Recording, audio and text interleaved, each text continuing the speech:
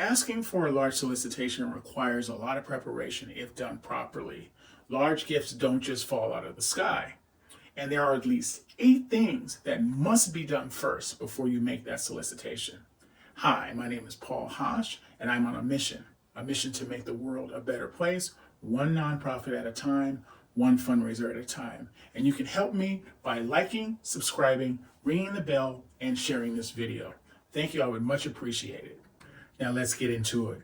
Before you ask for a large donation for your charity, do these 8 steps first.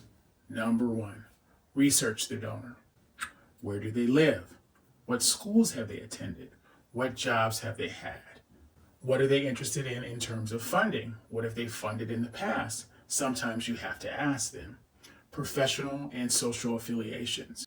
You have to look for connections between your organization as well as individuals.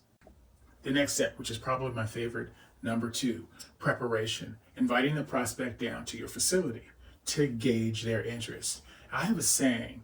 It goes like, we can get the prospect down to our facility, they're done, because the facility sells itself.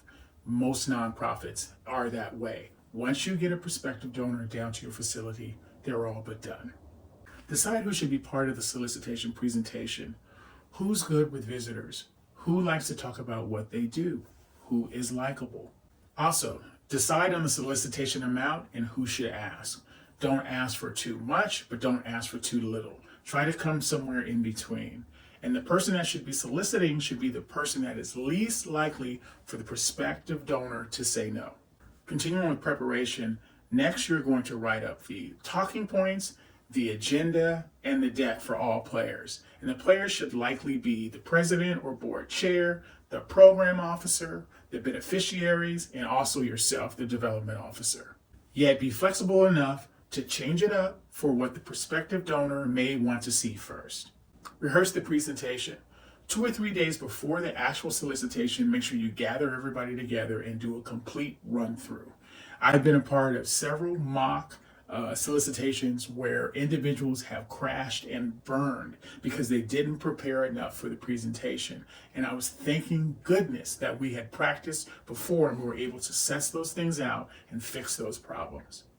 Because often delivery is just as important as the actual message.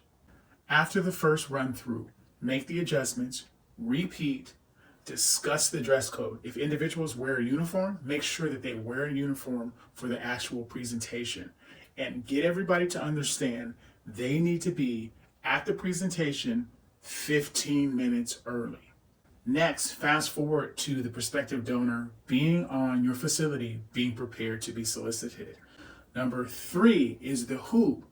Now you're going to explain what the mission is of your organization to the prospective donor. That's either going to be done by the president or the board chair. So you're going to talk about the general mission of the organization. Number 4, you're going to talk about the what. You're going to talk about the specifics of the program that you're asking for support for. Now that's going to be done by the program officer. So they're going to go into some data. They're also going to go into some anecdotes. The next step is number 5, the why. Why is the program important? You're going to have the beneficiary talk about the caring, the empathy, the success of the program. They're going to put a face to the program so the prospective donor understands who's actually being served. Next, you're going to talk about why now. This is going to be the program officer. They're going to bring in some data to show why the program actually needs to be funded now. The next step, number 6, how much? That's when the director of development starts speaking. You start talking about the cost of the program. And I usually break it down into 3, maybe 4 different sections. I'll talk about the cost of the program officers. I'll talk about the cost of the facilities that's being used. I may talk about the transportation, but I break it down into 3 bite-sized, maybe 4 bite-sized areas that the prospective donor can quickly understand. Then I put in the general overall cost. The next step, number 7, I open it up to general questions for everybody. So the prospective donor can ask different individuals different questions about what was presented to the individual. Number 8, what you've all been waiting for, the actual solicitation. And again, that should be done by the person that's least likely to receive a no from the prospective donor. That can be the board chair, it can be the president, it can be the program officer, it can be the director of development.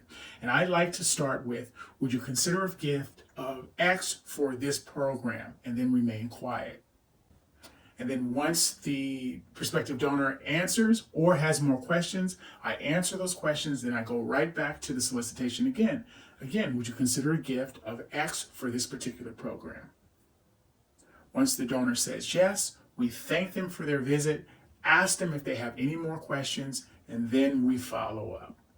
And after you've received the yes or a few more questions, and sometimes you have to follow up after this meeting, but often you get your answer in the meeting. And you're going to want to thank them for their visit. You're going to want to send them a handwritten note.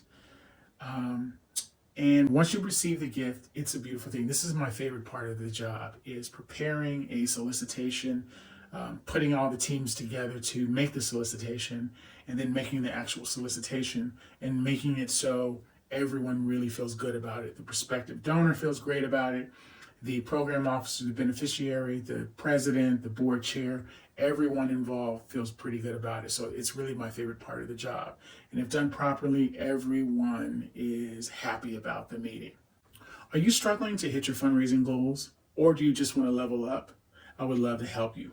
Although I'm not taking on any more clients, I can at least give you some advice or point you in the right direction, because I'm a firm believer that we're all in this together and we're all here to help each other. So look for my email in the description below. If you like this fundraising advice and it motivates you, please like, subscribe, ring the bell, and share this video with nonprofit development officers that you may know. And check out this video on how to get donors to give more money. Be sure to check back next week too for a new video on fundraising. As always, thank you for taking the time to watch this video. And please comment below and let me know what your most important elements are when making a solicitation for a large gift from a prospective donor. Thanks, and have a nice day.